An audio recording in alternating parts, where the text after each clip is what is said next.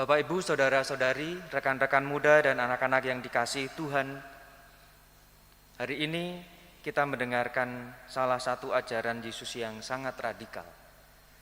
Dan ketika saya membaca bacaan-bacaan hari ini, baik bacaan pertama maupun bacaan Injil, saya menjadi teringat akan sebuah tulisan surat terbuka seorang suami yang baru saja kehilangan istrinya di Amerika Serikat beberapa tahun yang lalu akibat ulah dari teroris. Dalam surat itu si suami menuliskan demikian, saya bacakan. Jumat malam, Anda telah mengambil nyawa dari seorang yang luar biasa. Ia adalah cinta dalam hidup saya, ibu dari anak saya. Tetapi Anda tidak akan memiliki kebencian saya. Saya tidak tahu siapa Anda dan saya tidak ingin tahu. Jika pembunuhan yang Anda lakukan secara membabi buta ini benar dilakukan untuk Tuhan, maka setiap peluru yang bersarang di tubuh istri saya akan menjadi salah satu luka yang lebih dalam di hati Tuhan. Jadi, saya tidak akan memberikan kepada Anda kebencian saya. Anda meminta itu, tetapi menanggapi kebencian dengan kemarahan akan membuat korban kembali berjatuhan. Artinya melakukan kebodohan yang sama dengan yang Anda lakukan. Anda ingin saya takut memandang rekan senegara saya dengan ketidakpercayaan, mengorbankan kebebasan untuk keamanan saya. Namun Anda salah. Saya melihat dia pagi ini. Akhirnya setelah setiap malam dan siang saya menunggu, dia sama cantiknya dengan saat dia meninggal pada Jumat malam. Sama cantiknya dengan ketika saya jatuh cinta padanya lebih dari 12 tahun yang lalu. Tentu saya sangat hancur oleh rasa sakit ini. Saya memberikan kemenangan kecil ini pada Anda, tetapi rasa sakit akan berumur pendek. Saya tahu istri saya akan terus bersama kami setiap hari, dan bahwa kami akan berjumpa kembali di surga, di mana Anda mungkin akan sulit pergi ke sana.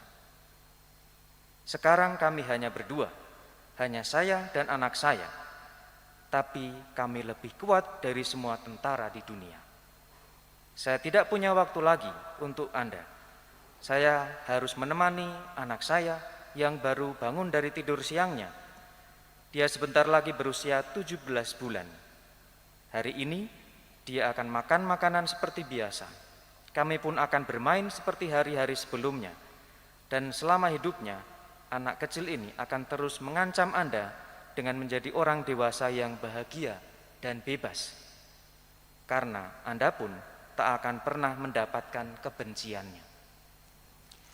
Saudara-saudari yang terkasih, surat yang sangat menyentuh itu mengingatkan kita bahwa ajaran Yesus yang kita dengarkan hari ini sungguh-sungguh ajaran yang benar, ajaran yang membebaskan kita. Dalam bacaan yang pertama, kita juga melihat bagaimana Daud yang dikejar-kejar oleh Saul dan hendak dibunuhnya, ketika mempunyai kesempatan untuk membunuh Saul yang sudah di depan matanya dan tak berdaya, Daud tidak menggunakan kesempatan itu. Dia sadar bahwa dia adalah makhluk ciptaan, bahwa raja adalah pilihan Allah, bahwa meskipun dia mempunyai salah, yang berhak menghukum bukanlah dia manusia, tetapi Allah lah yang telah menciptakannya.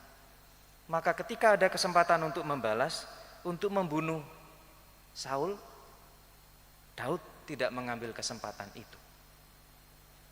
Hari ini apa yang dilakukan oleh Daud itu ditegaskan oleh Yesus dalam bacaan Injil, bahwa terhadap mereka yang menganiaya kita, terhadap mereka yang mungkin mencaci dan membenci kita, tidak sepantasnya bagi kita untuk membalas cacian, makian, fitnah, dan segala hal yang negatif itu. Membalas memang sesuatu hal yang mudah, baik membalas kebaikan maupun membalas kejahatan. Dan mungkin bagi banyak orang itu menjadi sesuatu yang wajar, tetapi menjadi sesuatu yang tidak mudah untuk melakukan yang sebaliknya. Bahkan untuk orang-orang yang baik, untuk membalas kebaikan orang dengan kejahatan kepada orang yang telah berbuat baik itu pun sulit.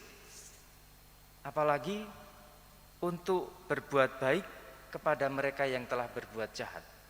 Tentu ini tidak mudah, karena kita semua adalah manusia yang mempunyai kelemahan dan kerapuhan, memiliki segala keterbatasan-keterbatasan, kesabaran yang terbatas, kasih yang mungkin terbatas, emosi yang terbatas, dan lain sebagainya.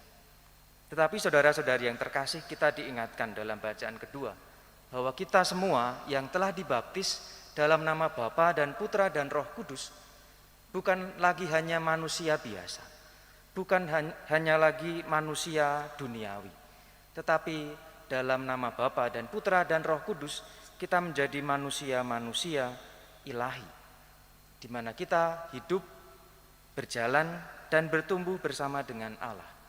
Kita diajak untuk belajar dari Allah yang dikatakan dalam Injil, Ia baik terhadap orang-orang yang tidak tahu berterima kasih dan terhadap orang-orang jahat, yang memberikan matahari kepada orang-orang baik dan orang-orang jahat.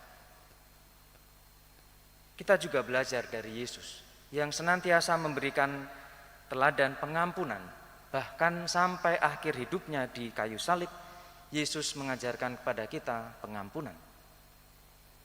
Dan bahwa kita semua sadar memiliki keterbatasan, Tuhan memberikan kepada kita Roh Kudus kalau kita memohonnya.